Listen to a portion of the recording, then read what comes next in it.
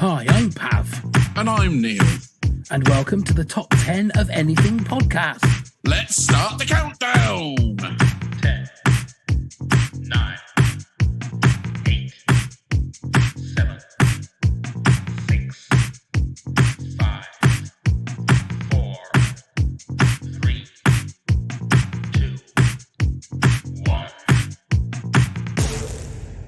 Making a good trilogy is hard enough, so when it comes to the fourth film in a franchise, most of the time it's hard to keep the quality going. Sometimes we might be returning to a franchise after a long time. Sometimes it's a quick cash grab. Here we go with our top 10 fourth movies in franchises. But first, here's Neil with 10 fourth movie facts. Thank you very much, Pav. So what I thought would be interesting today is if we found out what the highest grossing fourth movie installments are in the world. So at number 10, it is Shrek Forever After with $752 million. But now, yeah, I'm thinking I'm back. At number 9, Thor, Love and Thunder, $760 million. I must break you. At number 8, we have Indiana Jones and the Crystal Skull, which took an amazing $790 million. He's back! He's back! At number 7, we have Ice Age Continental Drift, which took $877 million. What a lovely day! At number 6, Harry Potter and the Goblet of Fire with $897 million. I want you to meet Forky. At number 5, Star Wars The Phantom Menace of $1.2 billion. This is very, very bad. Good time. At number 4, Pirates of the Caribbean on Stranger Tides, which took $1.04 billion. Avengers! Number 3, Toy Story 4, $1.07 billion. Assemble. At number 2, Transformers Age of Extinction took $1.1 billion. What's going to happen when you release the whales? And at number 1, Jurassic World, $1.66 billion. Woo-hoo! Big bet for a big man. Yay, there we There go. we Fourth go. movies in franchises. Some are good, some are bad, but we are going to count down our top 10. And joining us this week, actually, I think this was his idea. So we will find out why we've got him to blame. It's one of our new top heads. Ladies and gentlemen, will you please welcome Chris? Hello. Finally, we get to talk to the man. Hello. Yeah. How are you, Audio Chris? issues earlier. I know, it was a stressful start to I'm the good. recording. Yeah, and then in the middle of your top, running through the top 10, I got a message saying my internet is unstable. Oh, So my there's no goodness. telling what's going to happen. Oh, Well, this may But end yeah, up being that- one that's heavily edited to get rid of all the bits and pieces, but we who will knows? battle on. That's We what will- I say. we will battle battle on. Now, if I remember correctly, this was your idea, wasn't it? The fourth movies in franchises. Am I right in that? Yes, it was. And why? Yeah. I gave a lot of suggestions. This is the one you chose. You chose this one, so I did. technically it's both of ours. And why was that on your list? I was looking through. There are so many part 3s to movies. I just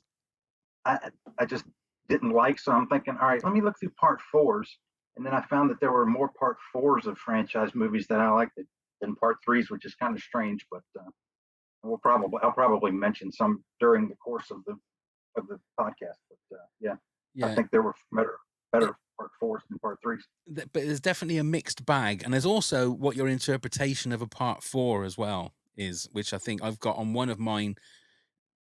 I'm gonna have to put it through to you two guys to find out whether Right. it is actually a fourth movie of a franchise. But we'll get to that. We've got a lot of movies that we're going to talk about, I'm sure. Chris, start us off with your number 10. All right, let me make sure I got it right on my phone here. I think it was.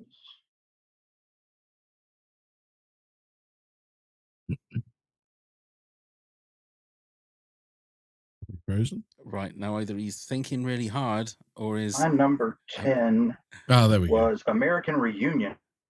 okay from the American Pie series. Yeah, and this is another one of the ones where I don't know how many people. Yeah, I don't know how many people liked part 3. I know I didn't. It certainly it went away from the format of the first two, and it probably didn't help that some of the cast wasn't there for the third one. So, and luckily everybody came back for the fourth one, and it kind of went back to what we remember from the first two. So that is why I put this here at number It's 10. been a while since I've seen it. I think, oh, well, to be fair, this will sound like a total film geek, but I've only ever seen it once, the reunion. But I do remember enjoying it. I do remember enjoying it. Right, so was number 3 the wedding? Which one was was American Pie the wedding? Wasn't Yes. or is that what Reunion was? No, reunions was when they came back older. No, American. Yeah, American Wedding was the third one, and that was missing some people. Right. Mm. I don't even know if I've seen Chris number Klein 4. wasn't there. Right. Have you not seen the reunion? There's a bit where I can't think what his character's name is. Jason Biggs. Yeah. Is it a saucepan or a saucepan lid where he tries to cover his modesty, but it's one of those clear glass ones. Oh, right. Okay. Which is quite, to be fair, it's a very funny moment because he thinks he's done it to cover it, but everything's squashed and at full view. Oh, right. No, I haven't. Right, yeah, it's quite. I'll have to. There are some really. That's one of the bits I remember from it. There was some very funny moments. Was that the one where Alison Hannigan's in the bath as well and everything goes wrong? You know, self-pleasuring At the beginning, yes. Yeah, Yes. that's right. Yeah, so there is some quite funny bits in it. It really is. I'll have And to. they were the class of '99, which was my graduating class in high school, so it kind of fits for me. Well, there you Very go. familiar, was it? What have you been doing to pies, Chris? I mean, you say that. No answer. that is just too far, sir. Yeah. No. How dare you get so personal? Yes, especially on the first one.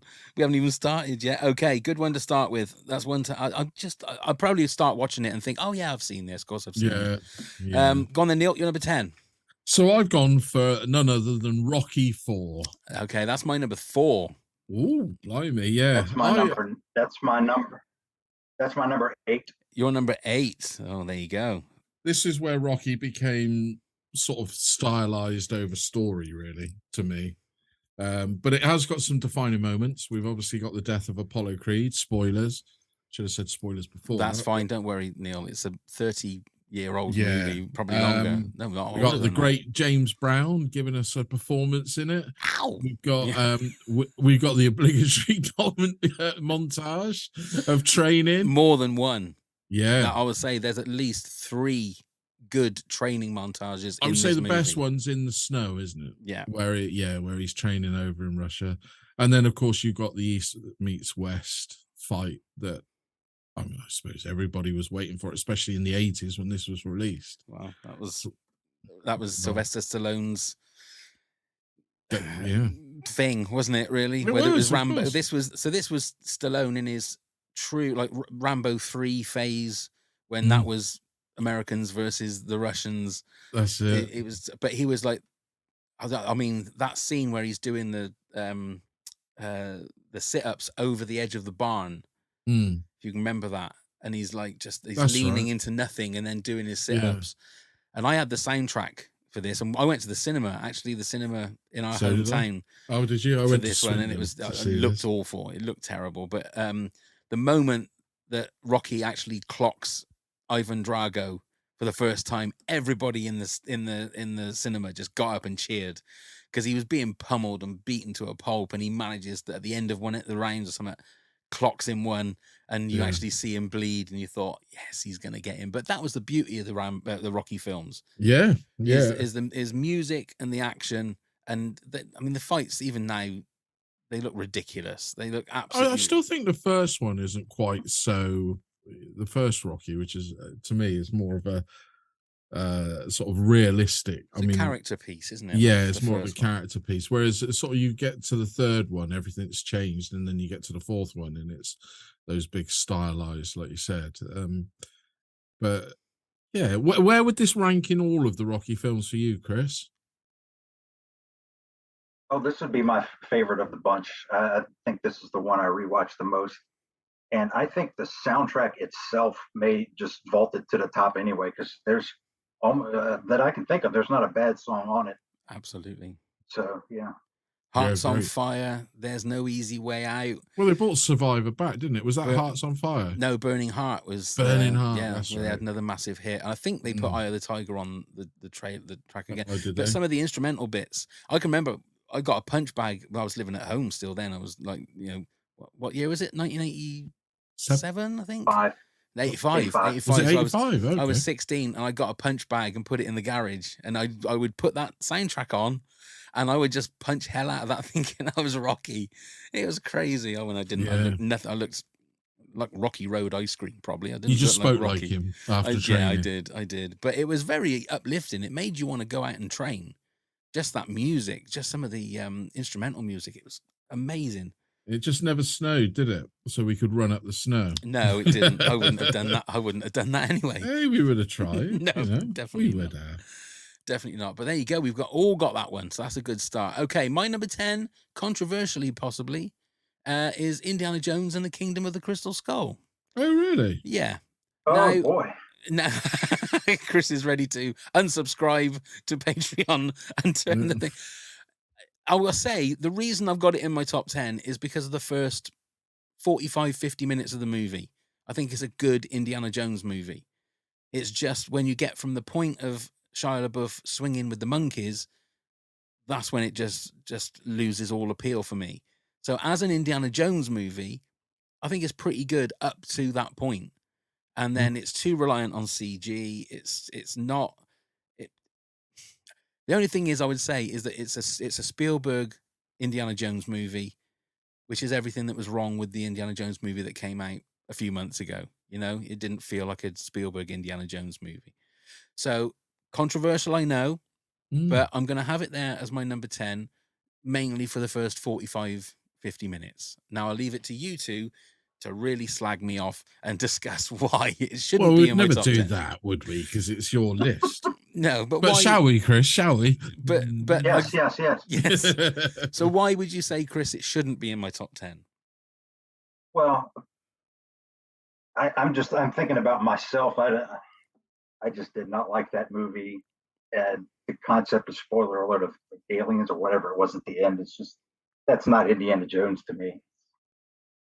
I just did not like it. This is where the part threes come in. I loved part 3, and I still need to see the recent one.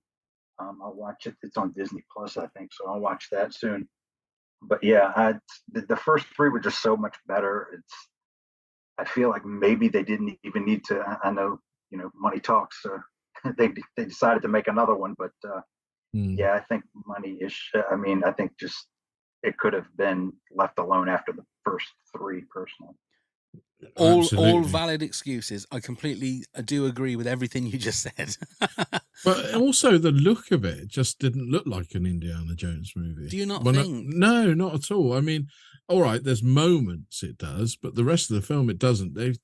Like you said, the CGI is too much in it. That's what dated I'm saying. Dreadful. That opening scene where they're in the warehouse, I think, feels like pure Indiana Jones. Yeah. When he's escaping and when he's swinging and he thought, damn, I thought that was closer. Yeah. That was all like practically done. You look at the Didn't opening. you think the moment he went into the fridge on the testing site was a bit? Yeah, I mean that was ridiculous. Yes, like I say, I'm not saying that this is not my number 10 movie, like greatest movie of all time. I'm just saying in regards to the number 4 movies that we've got to choose from, I'm classing it as in there. Wait until my number 9. I mean, you haven't heard anything yet, so. Oh boy. Police Academy 4. Oh shit, Neil! Why ruin it? Don't ruin it. That's my number 1. Okay, Chris, what's your number 9? You played a snippet of it there at the end. Vegas Vacation. Okay. I actually am not that big of a fan of the other 3, to be honest. Really? Yeah, I think this one connects with me because I'm a Vegas guy. I've literally been going. Fun fact: I've been literally going to Vegas every year, and I've been every year at least once, sometimes more than once, since I was in 6th or 7th grade, so the early '90s. So this one hit hard with hit pretty good with me. I saw it in theaters. It's the first one of those I saw in theaters. So yeah, I really enjoyed this one. Wow. So what is it about Vegas that you enjoy? For at the beginning it was gambling, but I've limited myself gambling wise just to poker. Now it's about just the atmosphere and the weather, and because I usually go in the wintertime, and the food. There's so many great restaurants out there. Right. My favorite restaurants are probably in Vegas, so that's nowadays that's the main reason. Right. Right. And are you planning to go again this winter? Yeah, we had a we had a streak there with before me and my brother went to college, where me and my brother, my parents went to Vegas right the day after Christmas every year for about 6 years or so. We went, and I'm probably going to do that again this year because I haven't been yet. I used to play up until COVID hit. I was playing in the World Series of Poker every year, so I would usually go out in June. Wow. But yeah, I'm going to go for usually come back on the 30th. There was one time, God knows why, we decided to stay on New Year's Eve. That was an absolute mess. We lost my mother at one point. She just she's so short, she just kind of disappeared in the clouds. So, yeah, you never found her when doing you went that back the again. following year. Yeah, never doing that again. We come back on the 5th. Oh my God. So, and any plans to take in the U2 show while you're there this time? Uh, I don't know. It seems to be the big I thing. hadn't- my main thing is usually going to the restaurants and playing some poker. So Yeah. if I have time, I might. Yeah. Be worth seeing, wouldn't it? So Be you, worth seeing. yeah. So you said the World Series of Poker. So how well have you done on the World Series of Poker? Have you sort of made some money on that? Not being too personal, but you know. Yeah, I had a big streak at one point where I was making money, not necessarily at the World Series itself, but at each casino has their own like poker tournaments that they hold every day. So I was making money off of those. And then the last time I went, I actually cashed in an event. And if somebody hadn't gotten lucky on me 2 hands in a row with runner, I don't know if you know the terms, but runner straight twice in a row, I would have made it to the second day of this one tournament with a big chip stack. But a guy got lucky. So, but I made the money there, and I made the money in a smaller tournament that's not doesn't coincide with it. It's part of the World Series, but it's not a bracelet event. And there was a huge amount of people in that, and I actually made the money in that too. So wow. And my dad, who plays, is very jealous of me of that. So you can find me in the World Series of Poker website if you look my name up.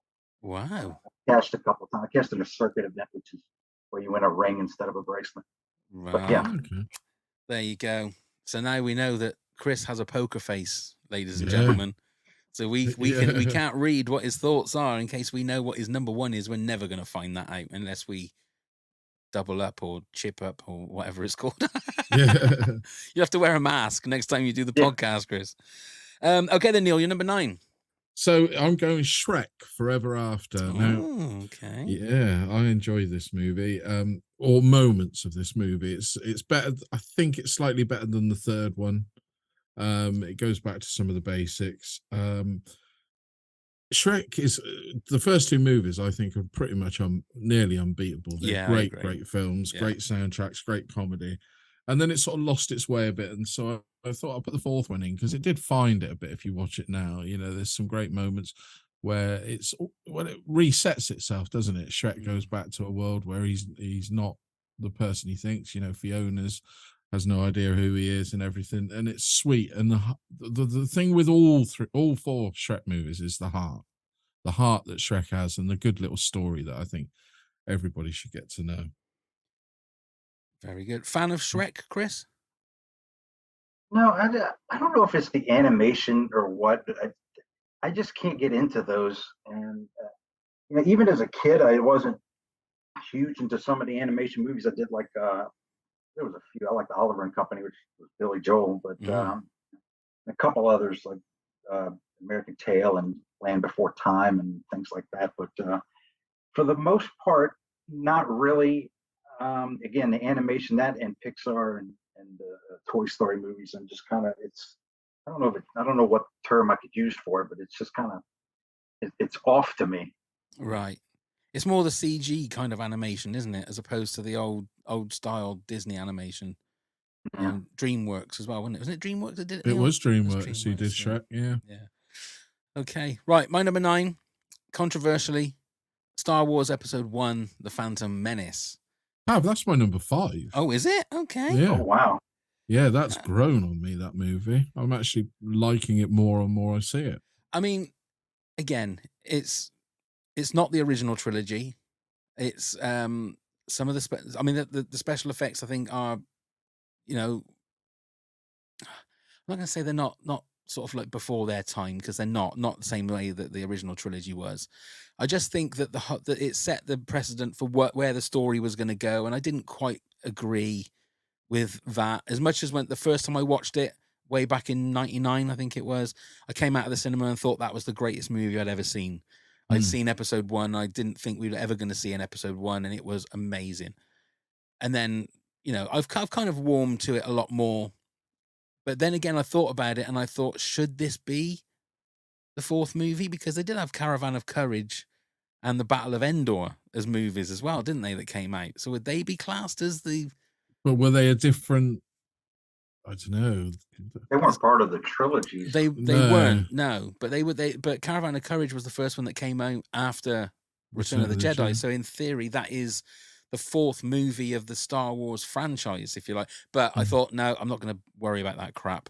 I'm going to just put Episode 1. It makes it a lot more comfortable for me to do it that way. So yeah, I had Episode 1, The Phantom Menace, and like I say, it seems that everybody seems to be warming to it a lot more now because they are comparing it to the sequel trilogy, and the fact of how bad, like especially Rise of Skywalker was. Everyone's going, actually, the Phantom Menace wasn't that bad. That was pretty good, you know. So Well, it has some great moments, you know. And the best lightsaber duel, I think, that the whole Star Wars movies have had. You know, the pod race. Yeah, it's fantastic. Still to this day, holds up really well. Yeah.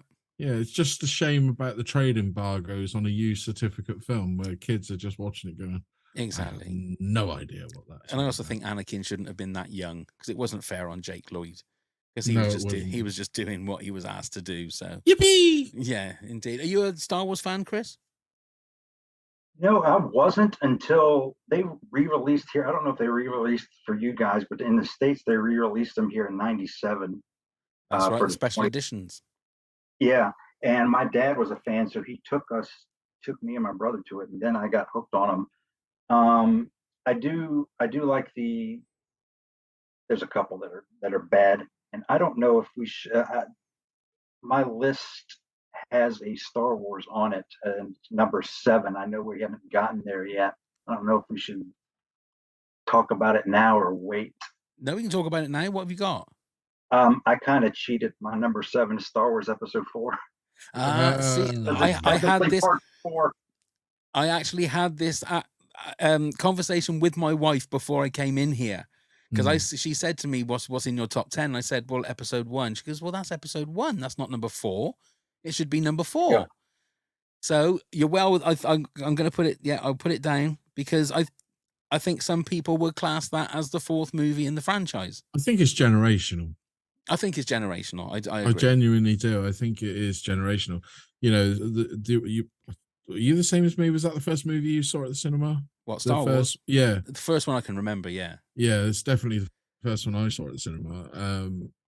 And so it's always the first installment to us. Yeah. But the way I go about it is, if somebody who's never watched Star Wars before asks me what's the best order to watch them in, I say 4, 5, 6, 1, 2, 3, 7, 8, 9.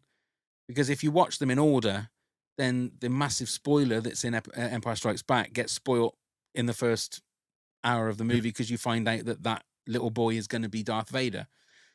Spoilers, if anybody doesn't know. Yeah. So that's kind of my thing. But I think it's absolutely fine that you have that in there, Chris, because yeah, my wife said exactly the same thing, that surely Episode 4 is the 4th movie in the franchise. It'll be interesting on comments that we get in YouTube, and when I get emails saying, well, no, it should be number, you know, I'll be looking forward to those comments. So please leave the comments and let us know what you think.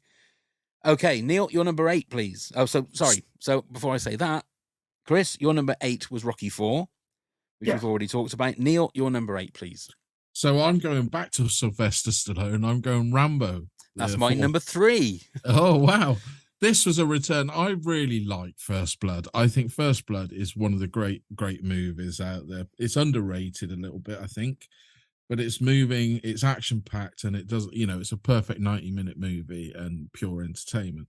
We got to the second one, which I thoroughly enjoyed, but he became a superhero. He didn't become a human. He became a superhero, and then came to the ridiculous third one, where he had the longest hair I think Stallone's ever had, and third one was a cartoon, wasn't it? It was a cartoon, and then we came back to Rambo, and he's a shyer. He's sort of become almost reclusive and takes the people down the boat into Burma, and then all hell breaks loose, and we're back to proper. I say proper violence, but we're back to big screen violence, almost shocking violence again.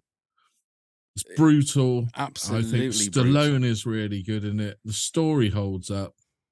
It's enjoyable. It is, to me, it's enjoyable. Now I know, I mean, it's hard to watch.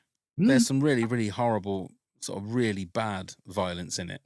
Gruesome, gross violence. But I mean, it's a strong 18 in the it's UK. Unapologetically violent. Yeah. And it's a bit of a slow burn as well. I mean, he did it to show the atrocities that were happening in Burma and things like that. I mean, that's what it's all about, and that's why he didn't hold back.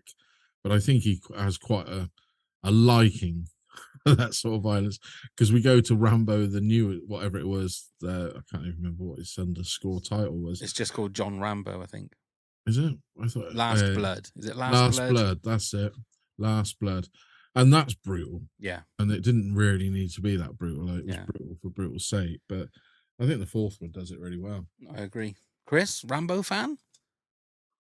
I've seen bits and pieces of the original bunch, and the last two that came out in theaters, I've seen both of them, and I like them. Especially the most recent one. I really, it was different. I know it's different from most of the other kind of the motivation that he has in these movies, because he was some family member got hurt, and he was going after the guys that did it. So I do like the most recent ones, and I probably have to go back and look at the originals to see what I think. Yeah, number 2 and number 3 are definitely 80s movies. You can feel that they're 80s movies. Well, number 2 was written by James Cameron. It was written by James Cameron. But the thing is, it was Rambo: First Blood Part 2 and Die Hard were the two movies I used to watch the night before I went paintball shooting to get myself in the mood to go and hit people with paintballs. Tighten the headband. I used to do, and I can remember going to the cinema to watch Rambo 2, and I'd read the book. Neil, I'd read the book of Rambo 2. The movie so I knew that there were going to be like nasty bits. And I can remember sort of cowering in the seat, waiting for the moment when someone was going to get blown up by an explosive arrowhead, and spoilers and stuff like that. So I was like preparing myself for it. But yeah, I really love those movies. I think they're all really good movies. Some of them a bit cheesy. Rambo 3 is very cheesy. Yeah. But it's a shame when it came out in this country, it was cut, wasn't it? It was edited. Yeah. I think you can get it uncut now. You never want that. It shows the start of the brutality. Yeah, absolutely. Okay, my number 8 is the fourth movie in the Jurassic franchise, Jurassic World. That's my number 6. Is that your number 6? Okay. I knew we'd have the same kind of ones, Neil. Always happens. It's a remake. It's a soft reboot of Jurassic Park. It's got the same tones, the same bits, kids flying, running around. But I think it's got one of the greatest third acts of a movie I've seen in a long time. When I went to the cinema, I was very surprised and very happy with the way that the movie, like the whole way that it finished. It was so satisfying, was the word I was looking for. It had a great ending. Chris Pratt, I think, is a great leading man. Bryce Dallas Howard running in her heels from a Tyrannosaurus Rex was good. A couple of little moments that people that got what they deserved as well. And it's just a really good action movie. The other two in the trilogy have been very disappointing, I feel. Dominion was the last one, wasn't it? And I can't remember what Last Kingdom was the second one in the new trilogy. Dominion was pointless. It just, I'm going to be it just- honest. I don't understand how could they drop the ball? Was they started off really well, and then the last two movies just sucked basically. So, Chris, Money rather than a story. exactly. Chris, Jurassic fan? You know, as a kid, I loved dinosaurs, and I would always go to the library and get books on dinosaurs and look at them. But I don't know why, but Jurassic Park, when I saw the first one, I just I don't know what it was, but I just did not like it, Right. and I haven't seen any of the others. Yeah, you haven't missed much. I'll put it that way. Yeah, which is, like I say, it was really strange because especially the way that the second one in the trilogy ended, you thought, wow, this is going to be man versus dinosaur, you know, in populated areas, you know, on mainland USA, and it's going to be just mental. But it was not that at all, was it? It was all about locusts and honestly, I've forgotten it already after watching it. It is a terrible movie. It was terrible. And especially when you got all the original cast back and they do nothing. Nothing at all. Yeah. And I genuinely thought somebody of note was going to die just to give it at least something. But spoilers, none of them do. So there you go, Chris. You haven't even got to bother watching it. We've told you all about it. So there you go. Yeah, don't worry. Okay, so Chris, your number 7 was Star Wars Episode 4: A New Hope. Do you want to say any more about that, or are you okay? No, I don't think so. It's not my favorite of the franchise, but I certainly wasn't going to pick Episode 1 over this. So I was like, all right, this is technically an Episode 4, so I'm going to put it in. That's fair enough. Like I say, that's more than right. So, Neil, your number 7, please. So I'm going 4th in the James Bond trilogy. In this, do you want to start that again? Yeah, I'm going 4th in the James Bond franchise. I meant to say Thunderball. Okay. We spoke about it loads, and I recommend you go and listen to the Bond one to hear my full views on it and that, because it was in there. But it's a great one. Great Sean Connery. I love Sean Connery as Bond. I've been re-enjoying them again, and I think, you know, some of the underwater sequences that is in Thunderball is fantastic. Story's great. I don't know what, you know, it's a Bond movie and it's done very well. I think it's good. A lot of people dislike this one. Are you a fan of the Bond movies franchise, Chris? Yes, my dad. It's another one my dad got me into. That one was a lot younger than the Star Wars, and I love this franchise. Every one that I've been able to see since I think GoldenEye was the first one I saw in theaters.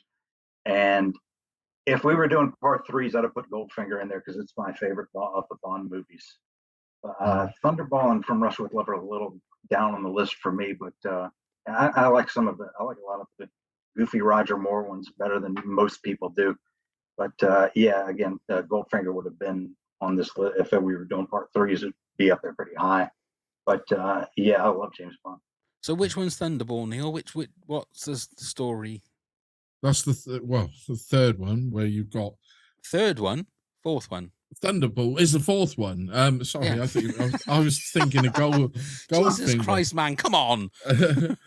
Well, it's the story. I mean, I fear of repeating myself. Is it spies and girls and guns and somebody wanting to take over the world? Oh, right. Yeah, I thought you were talking about Goldfinger, and I was why would I talk about Goldfinger? I was even thinking that, hence the confusion. Oh, but yes, dear. it's got some great moments. It's got a lot of the underwater one, and they also remade it with Never Say Never Again. Yeah, Never Say Never Again. Right. Okay. You know, that's where they redid it. So, which is not actually too bad a movie when you watch it now. I actually enjoy that one. Yeah, that's not an official Bond, though, is it? That's not an official Bond movie, is it? It's a Warner Brothers version. Oh, there you go. How do they get away with it then? Do they still not? Do they not have any of the James Bond trappings, like the gun barrel at the start and all that? They don't have any of that. The way they did it, they used everything that wasn't Bond, you know, but hinted at Bond, if you know what I mean. Right. It's bizarre. So does he not say my name's Bond, James Bond in it? No. Oh, not that I remember, Chris, does he? I'd have to go back and watch. I feel like he might have, but I mean, I know they called him Mr. Bond a lot in the movie, so I know his name is mentioned. Right. Okay. Can't remember that exact. But they had to call it something completely different. It had to be completely written brand new. Right. which back Okay. then they were trying to convert all the books. Yeah, It's yeah. a bizarre one. It's that wrangle, isn't it? Hence why Sean Connery came back for it. Right. Okay. Kim Basinger's in it as well. She is. I do know that. I remember Mm. that. Okay, that's your number 7. My number 7, we're going into Toy Story world. So it's Toy Story 4. It's not my favorite one of any of the Toy Story movies. It's my 4th favorite, but it gets into my top 10 movies of 4th movies. It's got a great cast, as all the top Toy Story movies has. Tony Hale as Forky, Keanu Reeves as Duke Nukem, like the Canadian Evel Knievel, which was a load of fun. Let me see, Christine Hendricks, Jordan Peele, obviously Tom Hanks, Tim Allen, Annie Potts. For me, it's things like the animation is just like so realistic now. If you go from how great the first Toy Story was at that time, you look at that compared to what it looks like now, it's just incredible. But I felt like it had to be in there for me for my. The reason it didn't make my list, and I remember loving it, is I've only ever seen it again once, so I've forgotten a lot of it. I need to watch it again, but the problem is I remember coming out of the cinema thinking, well, it was good, but pointless. It was, because it was basically saying the same thing again. It was like, because Toy Story 3 finished so well, spoilers, with Andy giving his toys to the little girl, and it's sort of like moving on and growing up. So going back, but then again, they're making a Toy Story 5 now, aren't they? They're going back to the well again. It frightens me that it's a cash cow now, not a movie. Yeah, well, that's what it's going to be. Chris, thoughts? Yeah, similar. I think I mentioned it earlier. Similar to Shrek, it's the animation. I saw the original. I can't remember what year it was, but I was in gym class and they were using the gym for something else. So our class just kind of had to sit in the auxiliary gym and just sit there. So they were playing this movie, and I wasn't really paying that much attention to it. But what I saw, again, the animation just kind of threw me off for whatever reason. Yeah. And I have not seen any of the others since. Maybe the same with Jurassic Park. Maybe I'll go back and look at them again and see if there's something that I missed. Yeah, possibly. I mean, the first 3 are great movies. This one's a good movie, and it made it my top 10. So there you go.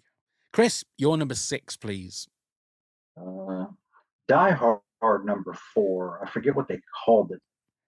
Well, it was Die Hard 4.0 or Live Free and Die Hard, I think was the other. Yeah, that's it. Yeah.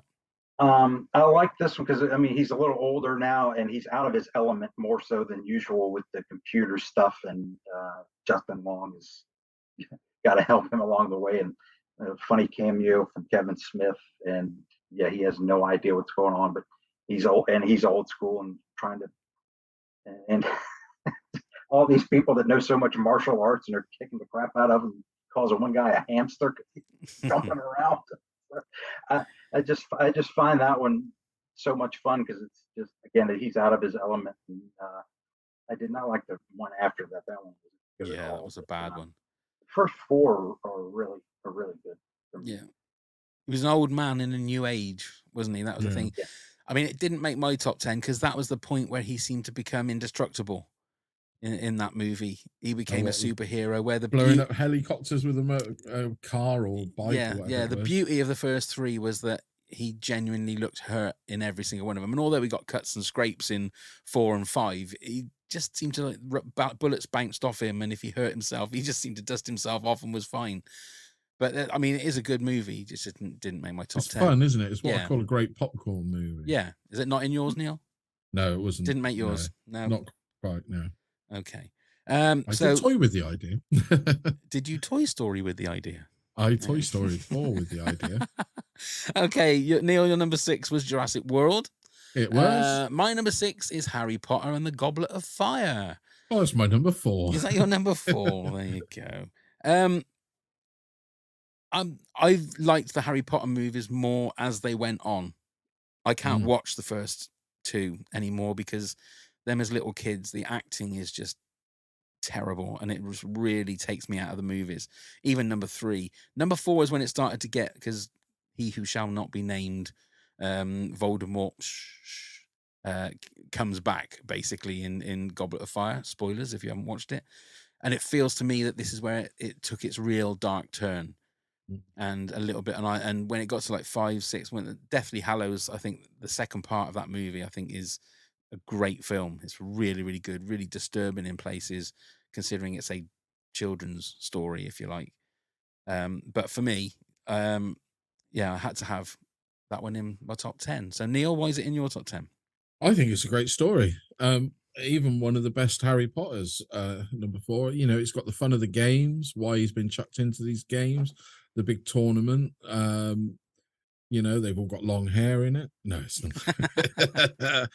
But I found it, we started to relate. I really do like the third one as well, because we came away from the Chris Columbus happy, I want to be Spielberg sort of films to darkness crept in. Yeah. And the darkness is there, and it's definitely there in the fourth one. I mean, at the end of the maze with old Diggory dead.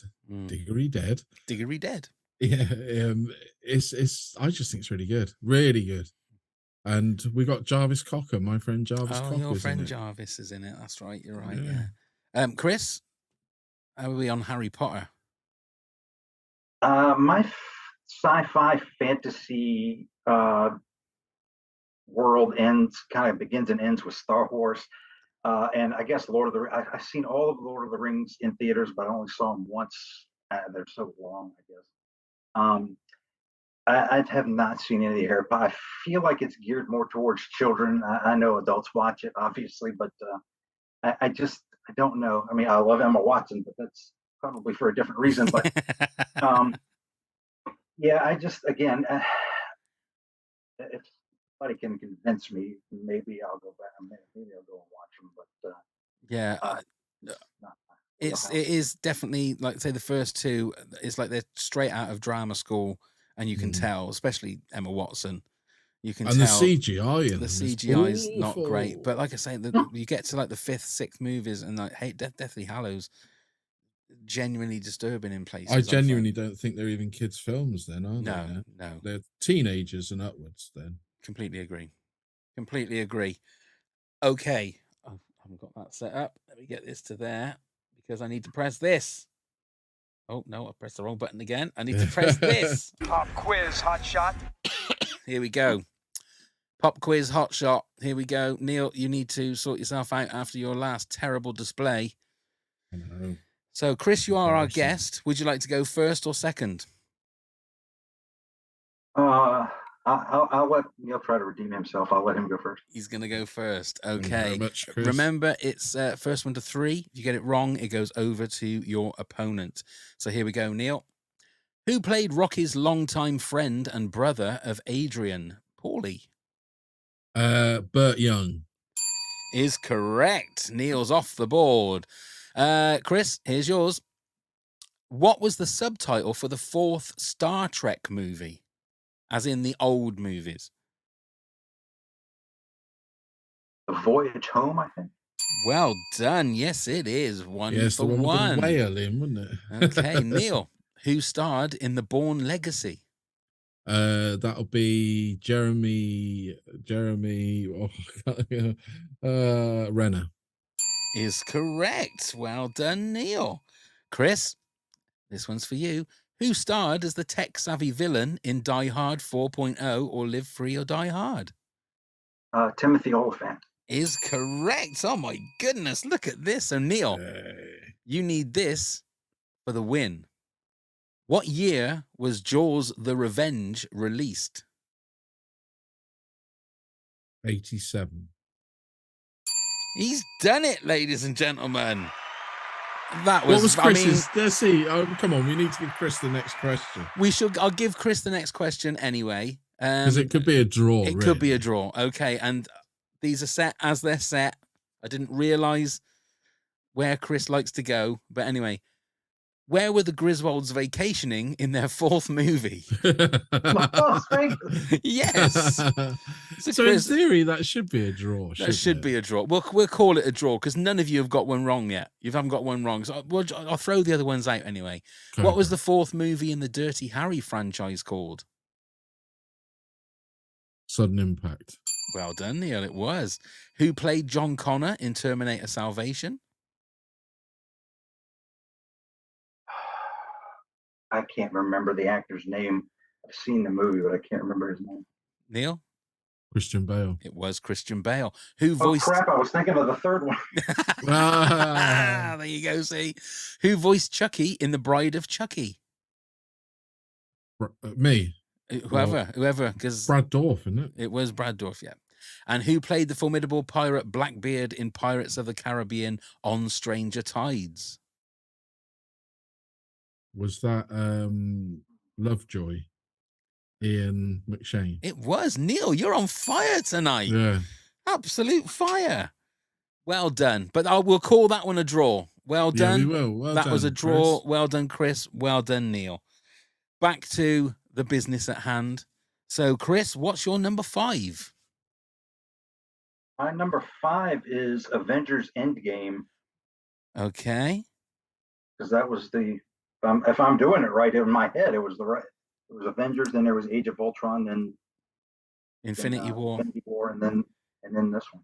Absolutely I'm right. going to admit I never got this in my list. Why have you not got this in your list, Neil? Because when I was looking at greatest 4th installments of all time, this became quite contentious. So why would it be contentious? Well, a lot of people say it should be a joint movie with the third one, and it was in no list of the greatest 4th movies, and I completely forgot. Well, I mean, I would say I did originally they were planning Infinity War parts 1 and 2, weren't Yeah. they? So then I would have said that's all part of one movie.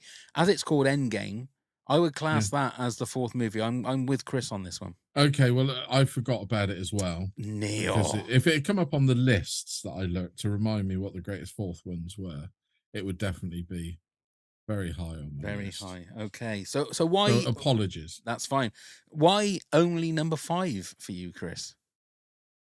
Well, there's a few on here that once we get past 3s and 4, get to 4s in certain genres, that's almost like just a few certain genres actually keep going with franchises. So, but we'll bring that up in a minute. But I do love this one. I like that Paul Rudd gets more of a role, because I know he was in Civil War and he was kind of, I mean, he was he had a part, but it was kind of small. And I hated, obviously, I liked the ending of Infinity War, but I hated it because everybody or half the world died, and we lost a lot of people. At the time in my head, I was just like, wait a minute. I think Spider-Man and Black Panther are getting more movies. So what just happened? Yes. It was very rare that a movie that size, the baddie won. That was the thing, and it just finished, didn't it? The movie just finished. You thought, well, something's going to happen in a minute, and it just ended. And you thought, shit, this is serious stuff now. Yeah, and then of course the epic finale when everybody's together. I love that, and I've gone through YouTube. If you ever go on YouTube and look up like the Avengers Endgame, but with other heroes and other movies, there's so many things there, from Jack Bauer in 24 to Star Wars people. DC people, it's crazy. They got Shia, for whatever reason, they got Shia LaBeouf yelling in there. I would recommend going and looking at this. Just look up Avengers Endgame, but with other universes. I will find those hilarious. videos and I'll put them on our Patreon video playlist so that people they can just come and have a look there, because I need to look at that. I thought you was going to say the audience reactions to the end part, because you watch those as well. And cinema reactions are crazy. It always sends a shiver down my spine when it's the Avengers Assemble moment and stuff. It's so good. Yeah, you're very good. Okay, then. Well, Neil. Yeah. Well, I forgot. Never mind. Apologies. Never mind. Okay, but your number 5, Neil, was Star Wars: Phantom Menace. Phantom Menace. 1. Yeah. Right. My number 5. Now, this is the one I need to get your guys' vote on. I've gone for Ghostbusters Afterlife. Now, officially, it's supposed to be like a Ghostbusters 3. But because you have in the ladies Ghostbusters movie, which is not a good movie, you've got the characters. You've got Bill Murray's in there, and I know that he's not being Venkman and that. Would you class that? I need to know from you guys whether you class Ghostbusters Afterlife as a 4th movie in the Ghostbusters franchise. I would assume, I would suppose. Again, it's another one I never even thought of because I'd forgotten about the ladies only Ghostbusters. A lot of people have forgotten about that one. Yeah, Neil, but I don't know what you yeah, guys. I'd let you have it because it is the fourth. I mean, just because I never thought of it, or I mean, other people, I'd let you have it. Chris is showing his proper poker face now. He's not giving anything away. I don't understand. I don't know what he's thinking. What do you think, Chris? This is one I struggled over because I thought about putting it because I love that movie and I put it pretty high on my list. But I think of the reboot being in the middle like that. I think of this. I think of that as its own separate thing because obviously all three and Sigourney Weaver, all three of the Ghostbusters, living Ghostbusters and Sigourney Weaver were all in the other movie and played different characters. So I don't think of it in that universe. And I think of this as a part three. Now I know there's a part four coming out soon. Yeah. But I consider it a part three, but it's 50-50 right now between the two of us. So I don't know how we decide. Well, because of that, I'll leave it in there because I can't be asked to change my top 10 after all this. Yeah. But I'm pretty sure I'll be getting messages saying you can't have it as a top for the reasons that you said, Chris. It's because I love the movie. I really love the movie. I think it's such a sweet movie, especially at the end. What they do for Harold Ramis, I think I want to put it in there just for that, just to be able to have that on there. Yeah, I don't get emotional at movies. Every time I've seen that movie four times, every time it comes up, I get. I know. I'm exactly the same. I feel exactly the same. Okay, so I will keep that in there then. Chris, your number 4 then, please. Well, to number 4. Here's where I was talking about. There's after when you get to part 4s and beyond, it's mostly horror movies. So my number 4 is Friday the 13th, part 4, which was technically called The Final Chapter. Obviously, they made about 1 million after that. But it's Friday the 13th, the final chapter. Okay. Now I'm not very well conversed when it comes to the Friday the 13th movies. So what made it a final chapter? Spoiler alert: Corey Feldman kind of defeats Jason. He fools Jason by he cuts his hair off and trying to make himself look like young Jason, and he gets confused, and the machete falls through his head, and just great special effects by Tom Savini, and the axe kind of the machete just kind of goes straight through his head, and then you see his fingers kind of twitching still, and then Corey Feldman just brings up the machete and starts just hacking him, and it kind of cuts away to him in the hospital, and he kind of makes a scary face there at the end. It makes you think it's gonna continue on, and it actually did. Yeah. But yeah, this one is just great. It's got you have to know the infamous Crispin Glover dance from that one. I would think you would. Oh, right. No, you might have seen this on YouTube. I mean, if not, have a look. We won't spoil that tonight. Okay, I will add it to the playlist. The Crispin Glover dance from Friday the 13th, part 4. Yeah, and the funny thing is, it's not the music they're playing in that movie is not what he was actually dancing to, because they actually had Back in Black by AC/DC, but they wanted too much money for the movie, so they changed it to a different song. But he's still technically dancing to AC/DC. Right. Kind of went and dubbed over it. But yeah, I think that they actually, this one more than the other 3, and then certainly ones after, they kind of have more character development. We're getting Crispin Glover's character and another guy are talking about relationship issues. So driving up to the camp, so it gets a little more in depth with character, and we learn obviously about Corey Feldman and Tommy Jarvis, who is in the next 2 after that. So I think it's just a little, and it's if you go look fans of the franchise, most of them either put this or part 6 at number 1 or 2 usually. Oh, right. So where is it for you, Neil? Because you're a massive horror fan. I mean, I enjoyed it. I've got the box set of the first 10 Jason films. It's been a while, but I always remember the bit with Corey Feldman shaving his hair off to be. It's the moment when he comes down the stairs when he's first. It gave me a chuckle, to be honest. But it's It's all right. It's a good slasher film. It's been a Yeah. while since I've seen it. Yeah, it's got some good moments in, and like Tom Savini's effects, like Chris said, they are superb in this movie. They really are good. Are they? Yeah. Bit Okay. grim. Have a little look And at it's that. not my favorite in the franchise, to be honest. If some people count Freddy versus Jason, some don't. Freddy versus Jason is my favorite just because I like some people don't like it, but I like the crossover stuff.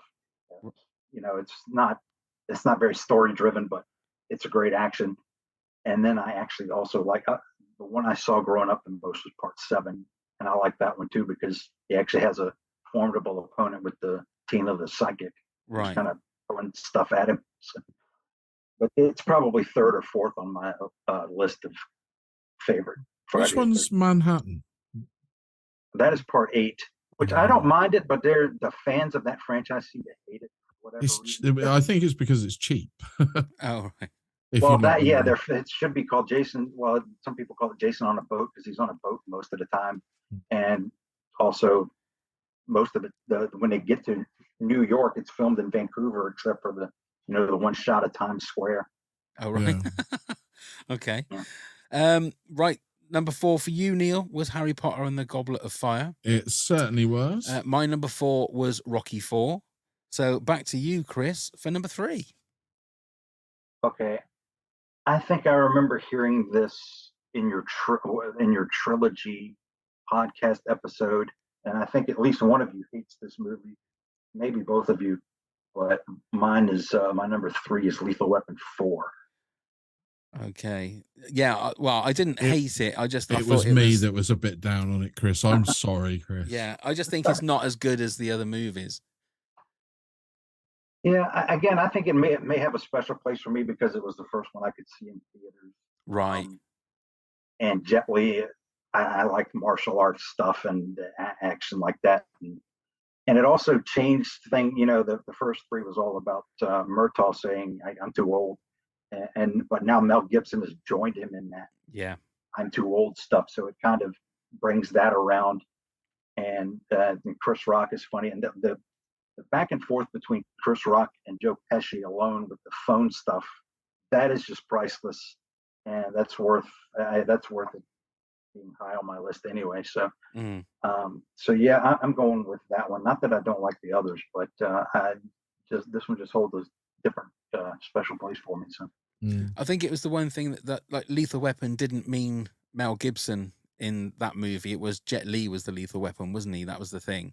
And the way that I can always remember that moment when he sort of dismantles the gun in like 2 seconds when they're fighting. And but yeah, there's talk that they're bringing that back as well, aren't they? And isn't Mel Gibson supposed to be directing number 5 apparently? Loads of rumors.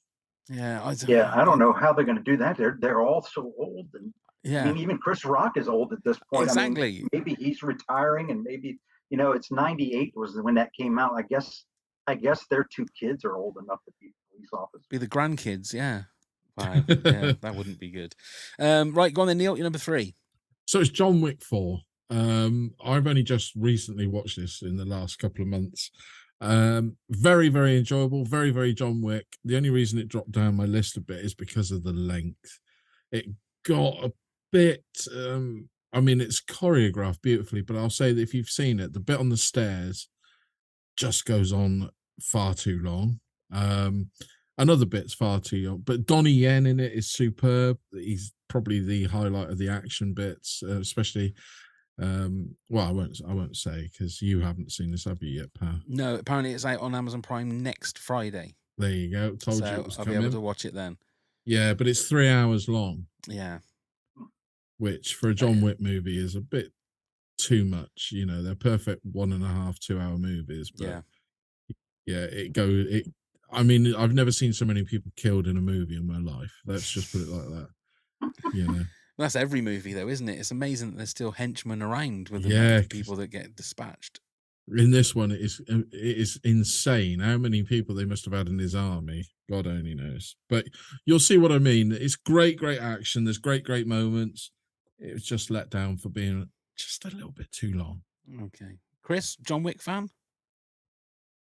I'm going to be probably, I think the other Patreons might actually pay to have me removed from Patreon to say this.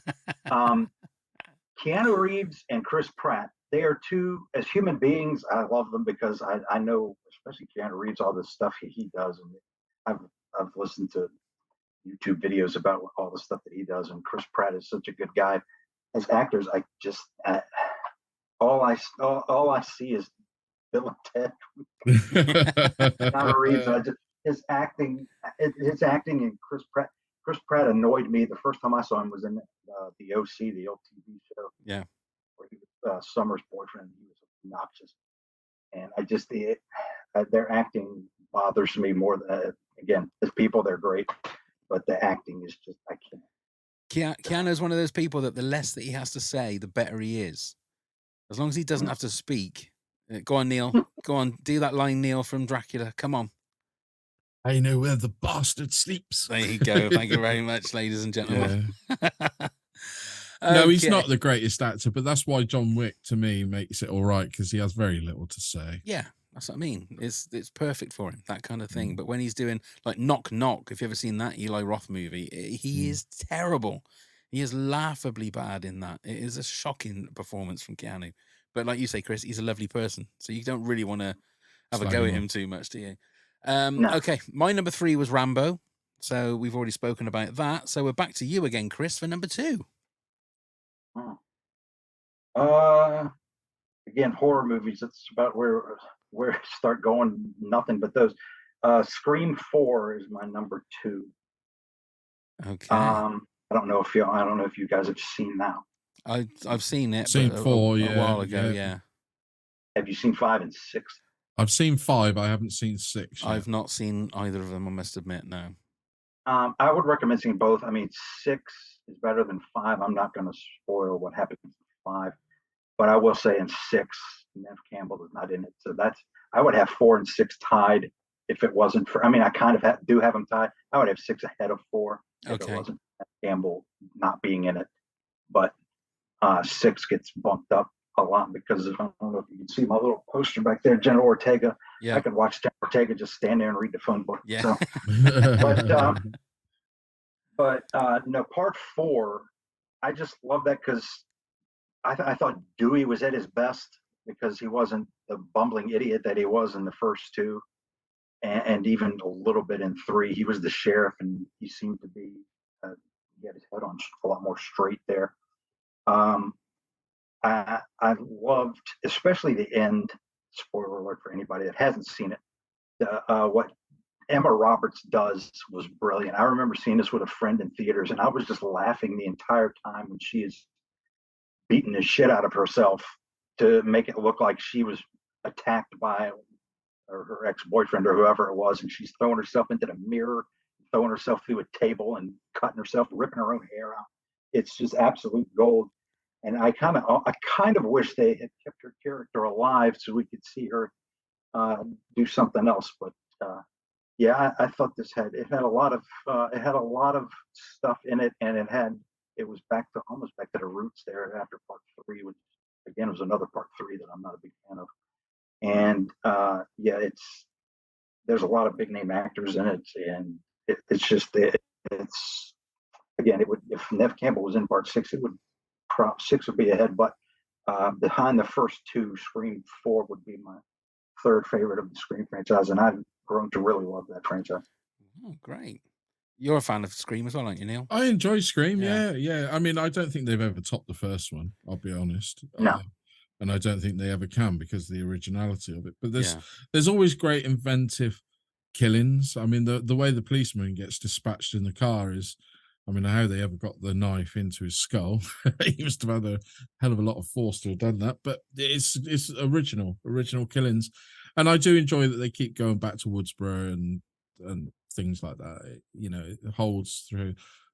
The only thing I would have said that to the other 3, Wes Craven always brought this like atmosphere to the movies, a sense of dread, but somehow in the 4th one it has gone. It wasn't there, so I didn't find them quite as the 4th one and especially the 5th one not as creepy as it should have been. Okay. Okay. Six has some scary moments, so I would recommend watching that one. Oh, it's on my list. It really is, Chris. It's on my list. Okay, lovely. Another one to add then, Neil. Your number 2 then, Neil. So it's Mission Impossible: Ghost Protocol. I think you said about the Harry Potter movies that Harry Potter's got better the more into the franchise we got. I think this is a strong franchise from the start. The week as being number 2, but number 4 is great. Brad Bird directed it. It's the bit with the big high rise in Saudi Arabia. No, not Saudi Arabia. Dubai, is it? Dubai, I think it is. Yeah. Yeah. And the fact that this is where it really starts to be noticeable that he was doing stunts that you're like, holy fuck, should you really be doing that? Simon Pegg gets more of a role. Jeremy Renner obviously is in this one. Alec Baldwin in that one, I think. Yes, he is. Yeah. It's great cast, great direction, great special effects in it as well. With that sandstorm, looks really brutal. So I really like them, and like I said, I think they're only getting better. I haven't seen the newest one yet. No, I haven't either. But that will be watched as soon as I can. But yeah. This was number 11 on my list. I must admit, it very, very nearly made my list, but Indiana Jones just knocked it out. Which I find crazy. But also, I watched these. Whether you know, Chris, I've been sort of laid up this year this year with an injury. So I watched all the Mission Impossibles every day, all of them right up to till the new one came out. I've not seen that. And they all stand out so well. It's just that number 2 has a lot of boring moments in, but by God, does it have some great stunt work in? Yeah. They're good movies. Good movies. Really again, so a fan, Chris, or? I'm not a huge Tom Cruise fan, so I like the Jack Reacher movies. I've seen 2 or 3 of these Mission Impossibles. I've seen every single one of them out of order, so it confuses me a little bit. But I had seen this one, and this was probably of the ones I've seen. This was my favorite, if I'm remembering it correctly, with Jeremy Renner in it. That's it. My favorite Tom Cruise role is I think less is more with him. My favorite Tom Cruise role is him in Tropic Thunder. Right. Yeah. That is he's just brilliant in that. I must admit, I'm the same as you, Neil. I think they're great movies, but I always get. So I just had a look. The Ghost Protocol, Rogue Nation, and Fallout. They sort of meld into one for me. I can't remember what happens in each of them. Well, I mean, Rogue Nation and Fallout, probably understandable because they sort of go from one to another, which is what I think the newer ones are going to do as well. Yeah, the stories are sort of linked, so I can understand those, but. As standalone movies, the 4th, I'd say 1 to 4 are standalone movies. Yeah. Great ones. Okay, my number 2 is Mad Max: Fury Road. I don't think I've come out of a movie at the cinema as enthralled and just overblown by the spectacle of the whole thing. When I came out of the cinema, and it's one of those movies whenever I see it on the TV, I will watch it from where it is and watch it to the end. It is just an absolute masterpiece of filmmaking, and the fact that there's very little CGI, if any. It is all practical effects, and it shows you that you can make a great modern day action movie with minimal, special effects, if you like.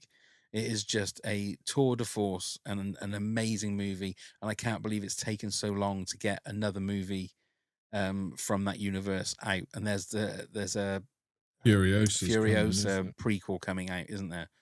Which again, but is that George Miller? I don't know. I think it is. Well, if it is, then I have every faith because he seems to do these movies so well. I mean, it is you can tell it's a George Miller movie. The fact that he made Babe 2, but it's the way that he makes it. It feels then it just runs from number 3 to number 4. Do you know what I mean? Yeah. Even though it's obviously, I mean, you look at that compared to number 1 and the way that it's shot, where it's probably in 16mm film or whatever. Yeah, and the speed, the aesthetics of it all looks, but it's still shot in that style. There still are moments where it looks like it's sped up a little bit, and just it's just an absolute masterpiece. I mean, to me, it ranks up there with Road Warrior number 2. Yeah, right up there. Yeah, because I think that's a great movie. It is. Mad Max fan, Chris? I don't. this is one franchise that has never even really come across my radar for the most part. I think the first two or three, I can't remember how many there are, and I Cool. think most of them.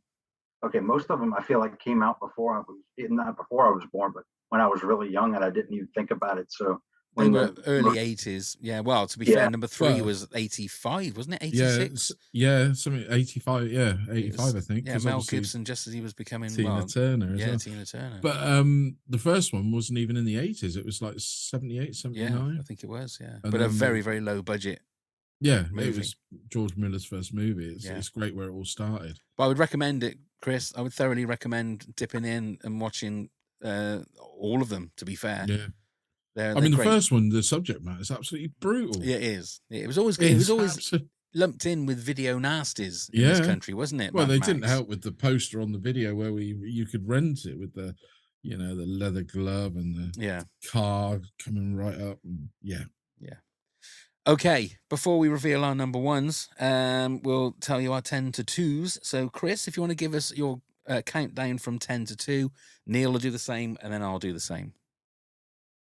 Okay, number 10 for me was American Reunion, the fourth movie in the American Pie franchise. Number 9 was Vegas Vacation, obviously the Vacation franchise. 8 was Rocky 4. Number 7 was Star Wars Episode 4. Number 6 was Die Hard 4.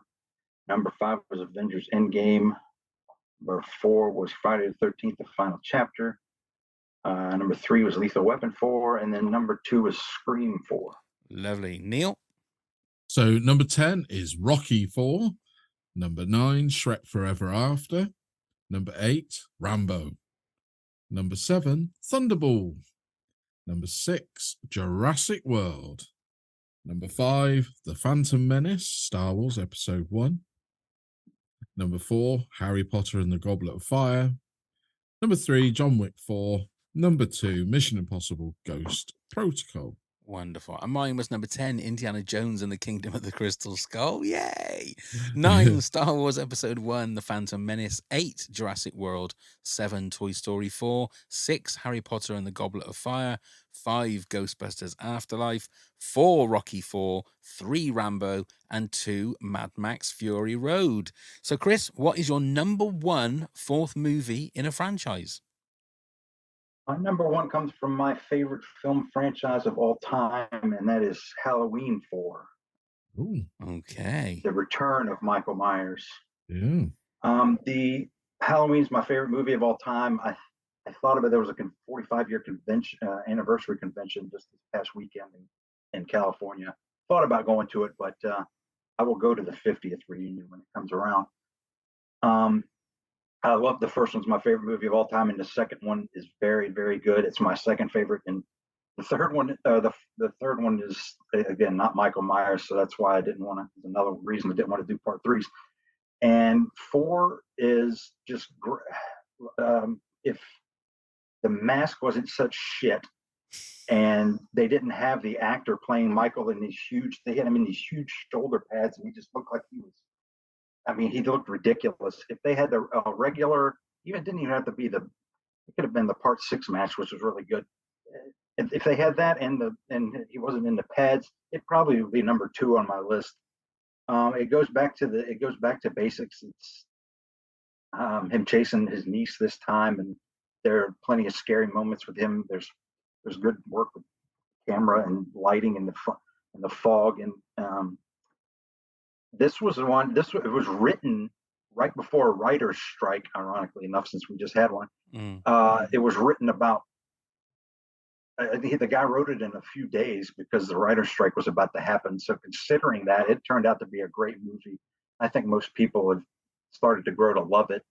And the opening shots in this movie, I'm normally just a guy that's like, all right, I just want to, escape from movies and see action and, comedy or whatever. But the opening shots just give away perfect, like, fall Halloween. If you didn't see what the title of the movie was, you would think, okay, this is probably a Halloween movie, because they went away from filming in California to being in Salt Lake City, Utah. So it was just the opening shots of the fall weather and pumpkins and all this stuff. It's one of maybe the best opening shots of a film I've ever seen personally. Where did you stand on the remakes, the newer ones from a few years back? The David Gordon Green one. That's right. Yeah. Yeah. Yeah. 2018 has grown on me. After seeing Kills and Ends, it's definitely moved up. Kills, again, after Ends came out, Kills has moved up a little in my opinion, but Ends just still pisses me off to no end. It's not about Michael. And then they look like they're gearing towards putting this other guy as the killer, and then he dies, and then Michael comes in, and he was supposed to be human again, allegedly, and then he's getting up from all these gunshots, and then he's hiding in a cave. It's just, I just, again, the first one, the 2018 was good. Kills is okay, and the last one was just shit. Yeah. I know they're coming out with it. That now they're talking about coming out with a video game and talking about a TV series based on Halloween 3 and a new movie potentially. And if Paramount gets the rights to it, we could have a Michael versus Jason movie, which I would love to see. Wow. It seems like they keep bringing it back, though, don't they? It's almost like Jason. Halloween just never dies. It just He's an iconic horror figure, isn't it? He's up there with the Universal ones now, I would say. Yeah, I agree. Makes a lot of money too. Absolutely. Right, I've already written down your number one, Neil, because I think I know what it is. But Neil, what's your number one? Go on, what is it? Is it Mad Max Fury Road? It is Mad Max Fury Road. I think this is a very established and fantastic movie. If you're a fan of the Mad Max franchise, it won't disappoint. But even if you're just a fan of pure action, the way George Miller is and the cinematography that's in it have done these action sequences and car chases and the dread that's come in, I just think it's almost up there as a perfect movie for me. Now I know a lot of people find it boring. I appreciate what they're saying, but they're wrong.